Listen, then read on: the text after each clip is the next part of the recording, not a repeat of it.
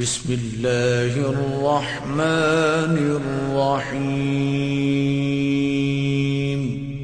حضور علیہ الصلوۃ والسلام کی وحی کے بارے میں بھی جو عام طور پر مسلمانوں نے روایتیں لکھی ہیں وہ بہت افسوسناک ہیں۔ قرآن مجید سے بھی ان روایتوں کی تصدیق نہیں ہوتی اور تاریخی قرائن سے بھی تصدیق نہیں ہوتی، عقل انسانی بھی تصدیق نہیں کرتی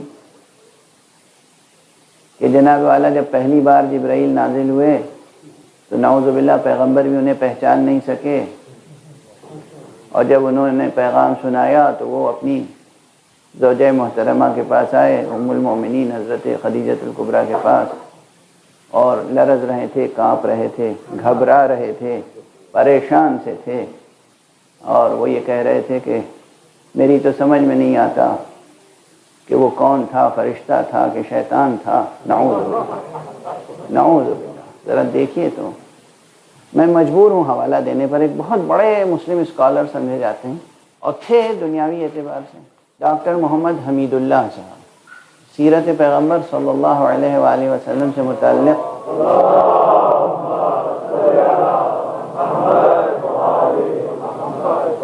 ان کے خطبات بھاولپور بہت مشہور ہیں، بہت مشہور ہیں، خاصی ضخیم کتاب شائع بھی ہو گئی ہے، اور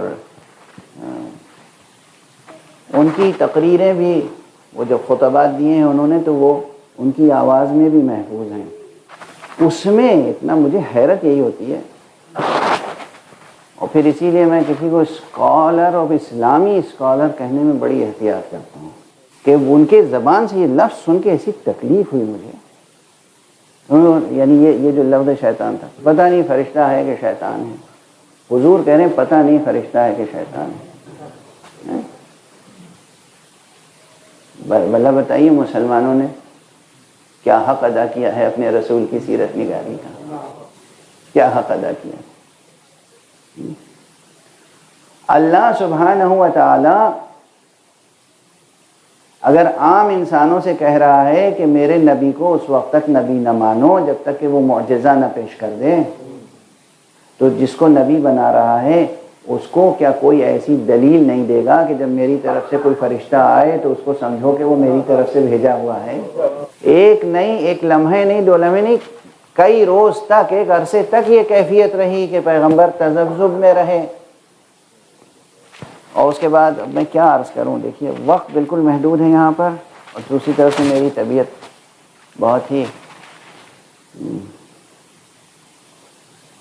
میں تقریر کرنے کے قابل نہیں تھا، یہ تو منتظمین کی غلطی ہے کہ انہوں نے انتخاب میں نہیں کیا، اور اب ظاہر ہے کہ فریضہ ہے تو پورا کرنا ہے، تو یہ مطالبہ عرض کر رہا ہوں۔ ایک طرف وحی کی کیفیت، اور دوسری طرف جب یہ بار حضور کے اوپر آ گیا تو یہاں تک روایت ہے کہ جناب والا حضور نے ایک مرتبہ، نعوذ باللہ، 100,000 بار نعوذ باللہ، یہ سب روایتیں نعوذ باللہ قسم کی ہیں، تو اکٹھا بیٹھ کے ایک تسبیح پڑھ لیجیے گا نعوذ باللہ کہ حضور نے ایک مرتبہ پہاڑ کی بلندی پر جا کر اور نعوذ باللہ کیا کیا؟ خودکشی کرنا چاہیے، انتحار، چاہا کہ خود کو پہاڑ سے گرا دیں، ختم ہو جائے قصہ۔ استغفر اللہ ربی واتوب الیہ، 1000 بار، 1000 بار۔ صحیح کتابوں میں کیا غلط باتیں لکھی ہوئی ہیں۔ خیر، ہمیں ان روایتوں سے ذرا برابر سروکار نہیں ہے، اور ذکر اس لیے نہیں کیا کہ کسی پہ طنز کرنا مقصود ہو۔ ان روایتوں کا ماننا بھی عقل انسانی کی اتنی ہی بڑی توہین ہے جیسے بت پرستی۔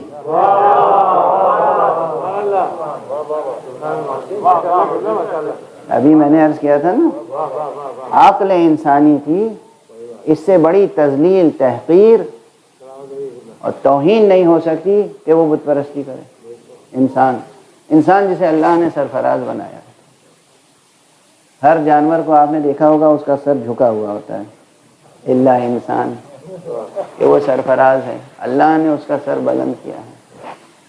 آپ اللہ کے علاوہ کسی کے آگے یہ سر نہ جھکائیں، یہی قدردانی ہے اس کی.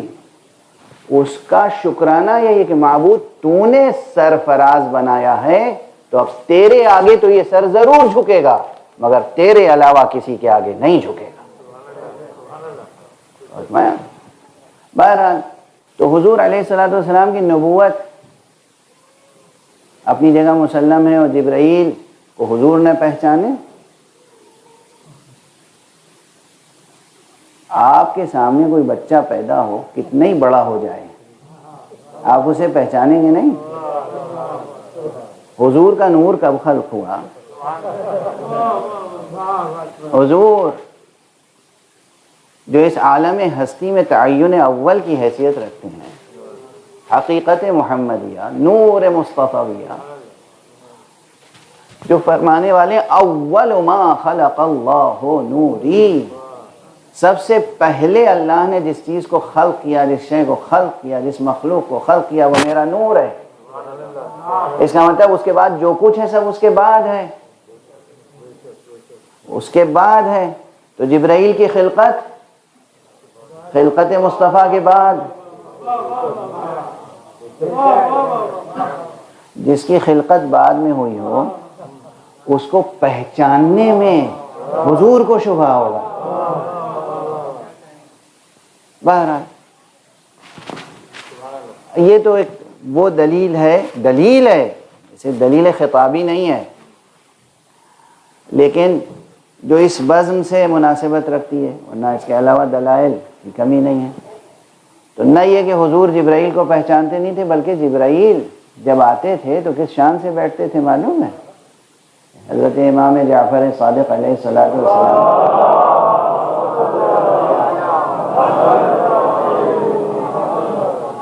سے روایت ہے، آپ فرماتے ہیں کہ جبرائیل جب آتے تھے تو حضور کے آگے یعنی محمد ابن عبداللہ کے آگے، در یتیم عبداللہ، در یتیم آمنہ کے آگے، یعنی حضرت ابو طالب کی آغوش کے پالے کے سامنے حضرت جبرائیل علیہ السلام اس طرح بیٹھتے تھے جیسے ایک غلام ایک آقا کے سامنے بیٹھتا. یہ ہے شان مصطفیٰ، یہ ہے شان مصطفیٰ کہ جبرائیل علیہ السلام سید الملائکہ امین وحی الہی، مگر حضور کے آگے بیٹھتے ہیں کیسے؟ جیسے ایک غلام ایک آقا کے سامنے بیٹھتا ہے. ہمارے آقا حضرت ابو عبداللہ الحسین جناب سید الشہداء کے جملوں میں سے ایک جملہ ہے، کسی شخص نے راستے میں مکے اور کربلا کے راستے میں ملاقات کی، حضرت سے گفتگو کی تو آپ نے فرمایا اگر تم مدینے میں میرے گھر پہ آ کے مجھ سے ملتے تو میں تمہیں جبرائیل کے آنے جانے کے نشانات دکھا دیتا.